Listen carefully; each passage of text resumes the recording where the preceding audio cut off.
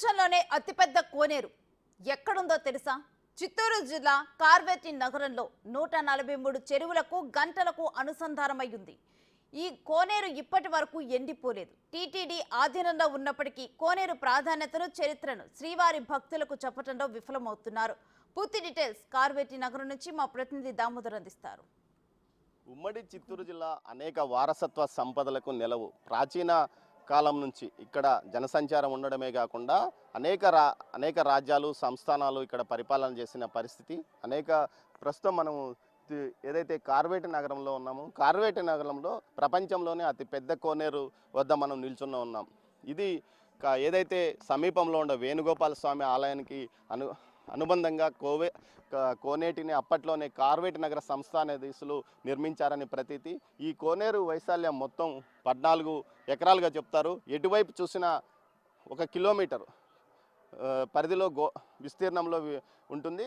4 వైపులో 4 చదరాలుగా 4 వైపుల విస్తీర్ణం ఒకే రకంగా ఉన్న కోనేరుగా ఇది చెప్పవచ్చు. ముఖ్యంగా అతి లోతైన మొత్తం 40 అడుగులు పైన 40 మెట్లకు పైగా లోపలికి ఉంటుంది.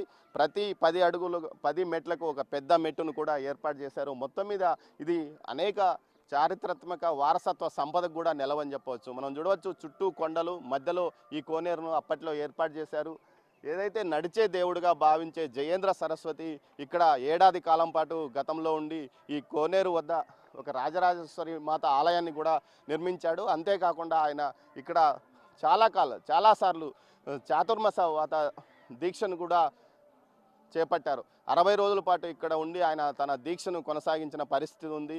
మొత్తం మీద అయితే అత్యంత ప్రాచీనమైన కోనేరుగా చెప్పవచ్చు. అతిపెద్ద కోనేరుగా, ప్రపంచంలోనే అతిపెద్ద కోనేరుగా దీన్ని చెప్పవచ్చు. ప్రస్తుతం ఇది టీటీడీ నిర్వహణలో ఉన్నప్పటికీ పూర్తి స్థాయిలో నిర్లక్ష్యం కనిపిస్తుంది. స్థానికులను అడిగి తెలుసుకుందాం అసలు ఈ కోనేరు విశిష్టత ఏమిటి, ఎలా కోనేరు ఎప్పుడు నిర్మించారు, ప్రస్తుతం కోనేరు పరిస్థితి, భక్తులు ఇక్కడ వస్తున్నారా, ఎవరైనా టూరిస్టులు ఇక్కడ వచ్చే అవకాశం ఉందా అన్న విషయాలు కూడా తెలుసుకుందాం. చెప్పండి, ఈ కోనేరు ఎంతకాలం క్రితం నిర్మించుంటారని భావించి?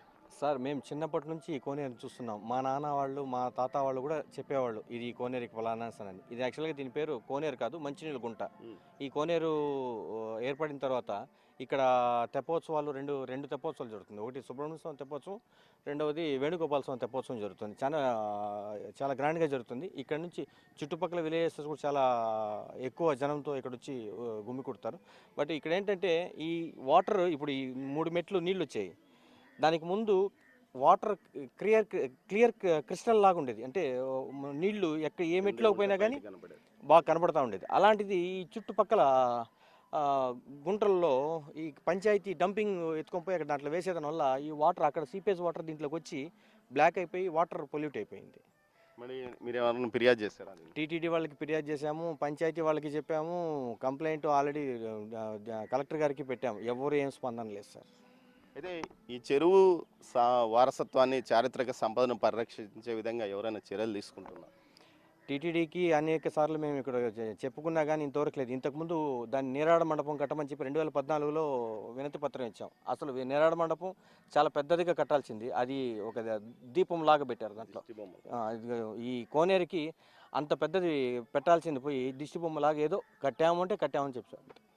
టీటీడీ ఈ కోనేరు పట్ల నిర్లక్ష్యం వహిస్తుందని స్థానికులు అంటున్నారు. ముఖ్యంగా నీరాడ మండపం నిర్మాణం 14 ఎకరాల విస్తీర్ణంలో ఉన్న కోనేరుకు నీరాడ మండపం 4 అడుగులు కూడా లేకుండా కట్టడం కూడా ఎంతవరకు సమంజసమని స్థానికులు ప్రశ్నిస్తున్నారు. మరో వ్యక్తి ఉన్నాడు, ఆయన అడుగుదాం. అసలు ఈ కోనేరు విశిష్టత ఇంత బాగా ఉంది కానీ అపరిశుభ్రంగా ఉందంటున్నారు, ఏంది? పంచాయతీ వాళ్ళు క్లీనింగ్ చేసి ఆ పక్కన కోనేరు ఉంది, ఆ పైన ఒక గుట్ట ఉంది. ఆ గుట్టలో వేస్తుందా వాటర్ వల్ల కాలుష్యం ఇది వస్తుంది.